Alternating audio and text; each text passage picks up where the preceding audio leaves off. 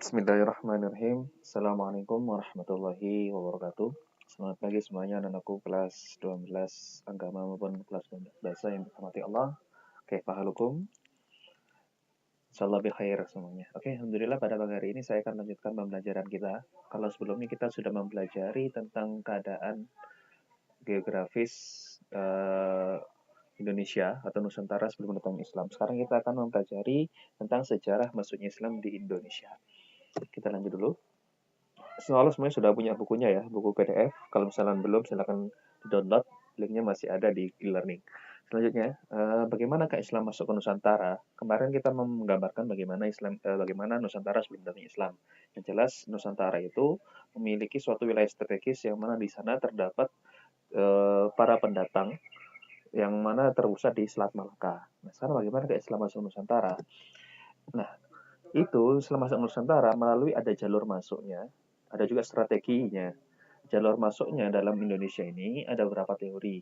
Yang terkenal ada 4 teori. Teori Gujarat atau India, teori Arab, teori Persia, dan teori Cina. Kemudian ada juga strategi.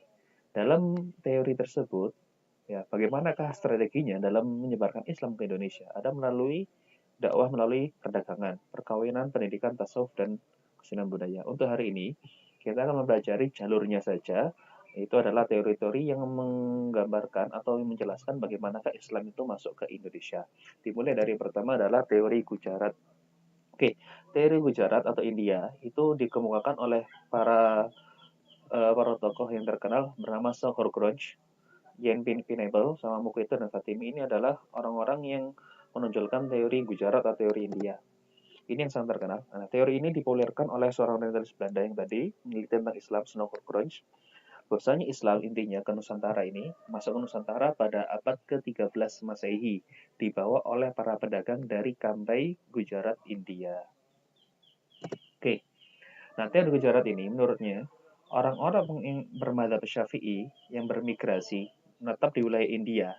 Jadi orang-orang Arab dulu menetap di India, kemudian baru membawa Islam ke Nusantara. Jadi di situ mampir dulu karena adanya tujuan berdagang. Karena Gujarat ini adalah tempat singgah sementara sebelum menuju ke Malaka khususnya dari Arab.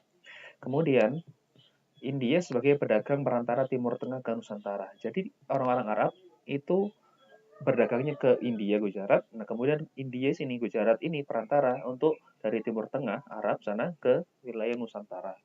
Nah, abad ke-12 mereka menyebarkan. Nah, baru abad ke-12 inilah para pedagang Gujarat ini menyebarkan Islam di Nusantara. Ditambah lagi penguatannya menurut manuskrip di Universitas Leiden, Belanda. Ini seorang tokoh yaitu Yen Pinable mengatakan, walaupun dari India, Islam juga dibawa oleh orang Arab juga. Jadi yang pertama itu Sunhur Quran mengatakan bahwasanya orang Arab saja berangkat di Gujarat, kemudian diteruskan karena mereka yang Gujarat ini melalui Islam, akhirnya orang Gujarat ini ke Nusantara. Nah, sedangkan yang Pinable mengatakan bahwasanya walaupun dari India, tapi Islam juga dibawa oleh orang Arab juga. Orang Arab juga ikut ke Nusantara tersebut. Nah, kemudian teori lain dikuatkan oleh Mokwete, itu terdapat bukti adanya nisan makam Raja Malik Al-Saleh. Ini adalah raja dari kerajaan Samudra Pasai di Aceh. Di situ tertulis angka 686 Hijriah atau 1297 Masehi. Nah, ini memiliki kemiripan dengan yang ada di Gujarat. Kemudian ada juga nisan makam Maulana Malik Ibrahim di Gresik. Ini juga nisan berasal dari Gujarat India. Itu mengindikasikan seakan-akan bahwasanya Islam itu ya sudah masuknya memang dari Gujarat karena ada beberapa bukti yang menguatkan tersebut dari dua batu nisan ini. Nah, kemudian teori kedua masuknya Islam ke Nusantara atau Indonesia melalui teori Arab. Teori ini sama kuatnya dikemukakan oleh Sir Thomas Arnold, Profesor Hamka atau Buya Hamka, Haji Abdul Malik Karim Amrullah, kemudian Uka Chandra Sasmita, Hashimi, dan Azumari Azra. Ini para tokoh-tokoh kontemporer. Oke, dari Arab dalam sejarah masuknya Islam ke Indonesia, nah ini mengatakan bahwasanya kalau yang tadi Gujarat adalah melalui perantara orang-orang Gujarat, kalau ini bahwasanya orang Arab itu masuk. Islam itu datangnya dari Arab asli tanpa perantara bangsa lain. Nah, nanti ada beberapa bukti teori tersebut yang bisa dikemukakan. Nah, Islam otomatis kalau yang tadi sebelumnya teori Gujarat atau India masuknya abad ke-12, kalau di teori Arab atau teori Mekah, ya, ini masuknya Islam ke Indonesia ini sejak abad ke-7 Masehi. Oke, lanjut. Nah, menurut teori Arab, Profesor Buya Hamka menyatakan bahwasanya Islam sudah datang ke Indonesia pada abad pertama Hijriyah, abad 7 sampai 8, atau langsung ketika itu dalam era kesultanan, dalam era kekhalifahan Umayyah. Jadi langsung dari Arab. Ketika itu yang berkuasa di Mekah itu adalah dinasti Umayyah. Kemudian adanya bukti jalur perdagangan yang ramai dan bersifat internasional sudah dimulai melalui Selat Malaka yang berhubungan dinasti Tang di Cina Asia Timur, Sriwijaya di Asia Tenggara, dan Bani Umayyah di Asia Barat. Jadi tiga dinasti ini sudah berhubungan semenjak dahulu secara internasional. Jadi dinasti Bani Umayyah di Asia Barat itu sudah berhubungan ke dinasti Tang di Cina Asia Timur melalui Sriwijaya di Asia Tenggara. Jadi memang sudah ada hubungan. Jadi seakan-akan memang dari dahulu Islam ini datangnya memang dari Arab. Nah, bedanya motivasi awal kedatangan orang Arab tidak dilandasi oleh nilai-nilai ekonomi. Jadi bukan karena tujuan ekonomi, bukan tujuan perdagangan, bukan tujuan untuk mencari keuntungan di sana, bukan, tapi memang tujuan utamanya menyebarkan Islam ke Nusantara ini adalah didorong oleh motivasi spirit penyebaran agama Islam. Jadi kalau yang Gujarat tadi karena memang terkesan tidak sengaja karena melalui perdagangan, tujuannya berdagang, kemudian karena menetap akhirnya tersebarlah Islam di sana. Tapi kalau yang teori Arab memang tujuan utamanya bukan berdagang atau ekonomi, tetapi adanya penyebaran agama Islam, adanya motivasi spirit penyebaran agama Islam ke wilayah Nusantara. Nah, menurut Hamka lagi, jalur perdagangan yang ada itu sudah ada sebelum tarikh Masehi. Ada bukti lain. Di tahun 674 Masehi atau abad ke-7 ini ada naskah Tiongkok yang ditulis oleh pendeta Buddha Ising, dalam perjalanannya dari Kanton ke India, Kanton Cina ke India, transit dulu di daerah Boga. Nah, Boga ini sekarang adalah wilayah Palembang di Sumatera Selatan. Di sana dia mendapatkan sekelompok Arab, orang-orang Arab yang bermukim di pesisir barat Sumatera atau di Barus. Nah, komunitas tersebut ini adalah komunitas yang menjalin hubungan dengan kerajaan Sriwijaya. Mereka menikahi penduduk lokal sana, mengawini, kemudian memiliki keturunan yang banyak. Nah, mereka disebut dengan komunitas Tasi atau Pose. Pose ini adalah nama kapal yang digunakan oleh pendeta Buddha Aithing ini untuk perjalanan dari Kanton ke India. Kemudian, menurut teori lain, menurut Azumari Azra, terdapat adaptasi bahasa dan budaya dari Arab yang diadaptasi oleh orang-orang Nusantara, seperti contohnya bersila. Duduk bersila ini merupakan kebudayaan atau kebiasaan dari orang Arab dan juga sebagian orang Persia. Nah, sedangkan ini sudah diadaptasi oleh orang Nusantara. Kemudian ada juga banyak bahasa. Menurut informasi saja, bahasa Indonesia pun itu sekarang kalau misalnya kita tahu, khususnya bahasa Melayu, itu banyak yang diambil dari bahasa Arab. Ada ribuan kosakata yang dari bahasa Arab. Kemudian Islam masuk, menurut Azumari Azra, Islam itu masuk abad ke-7, tapi baru dipeluk secara terbatas oleh orang tertentu seperti pedagang dan komunitas tersebut, dan baru menyebar secara masif ini di abad ke-12.